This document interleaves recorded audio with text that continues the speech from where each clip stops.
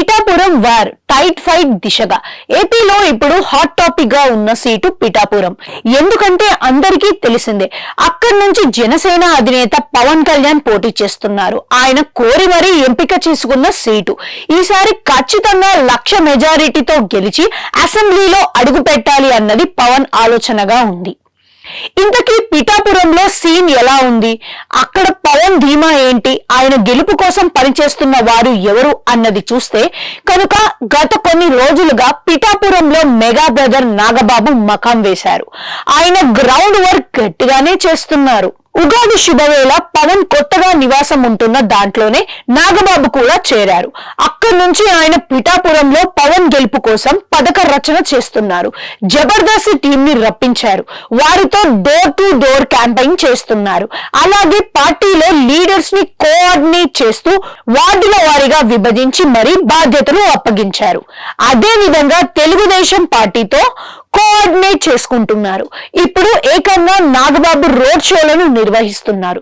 తాజాగా ఆయన గొల్లుప్రోలులో నిర్వహించిన రోడ్ షోలో పవన్ కి ఒక్క ఛాన్స్ ఇవ్వాలని జనాలను కోరారు. పవన్ కి ఛాన్స్ ఇచ్చి ఎమ్మెల్యేగా చేయండి, పిఠాపురానికి ఆయన అభివృద్ధి ఏమిటో చేసి చూపిస్తారు అని నాగబాబు చెబుతున్నారు. ఇవన్నీ పక్కన పెడితే వైసీపీ వ్యూహాలకు ప్రతి వ్యూహాలకు రూపొందిస్తూ పిఠాపురంలో పవన్ కళ్యాణ్ విజయ లక్ష్యంగా నాగబాబు పనిచేస్తున్నారు. ఇక పిఠాపురంలో వైసీపీ కూడా చాలా ప్రతిష్టగా తీసుకొని పనిచేస్తుంది. వైసీపీ ఎమ్మెల్యే అభ్యర్థిగా వంగా గీత ఇప్పటికీ 2 సార్లు మొత్తం పిఠాపురాన్ని కలియ తిరిగారు. ఆమె స్థానికంగా ఉంటారు కాబట్టి అది ఆమెకు అడ్వాంటేజ్ గా ఉంటుంది. అందుబాటులో ఉన్న మహిళ, గతంలో ఒక్కసారి ఎమ్మెల్యేగా చేశారు, ప్రస్తుతం సిట్టింగ్ ఎంపీ. ఇలా వంగా గీతకు ప్లస్ పాయింట్స్ గా ఉన్నాయి.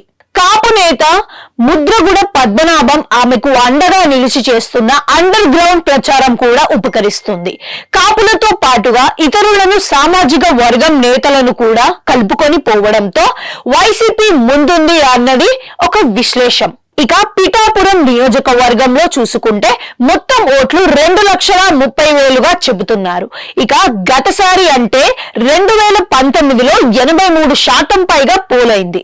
ఈసారి అటు ఇటు పోటాపోటీగా ఉంది కాబట్టి పోలింగ్ శాతం 90కి చేరువ అయినా ఆశ్చర్యం లేదు అని అంటున్నారు. అదెలా అంటే ఎస్సీ ఎస్టీ ఓట్లు 38,000 దాకా ఉన్నాయి. ఇందులో 100% వైసీపీకే అని ఆ పార్టీ భావిస్తుంది. అంటే దాదాపుగా 20,000 ఓట్లు అన్నమాట. అలాగే చేనేత సామాజిక వర్గం ఓట్లు 23,000 దాకా ఉన్నాయి. ఇందులోనూ అధిక శాతం తమకే అని వైసీపీ లెక్కలేసుకుంటుంది. అంటే 15,000 పైదాటి ఉన్నది అన్నమాట.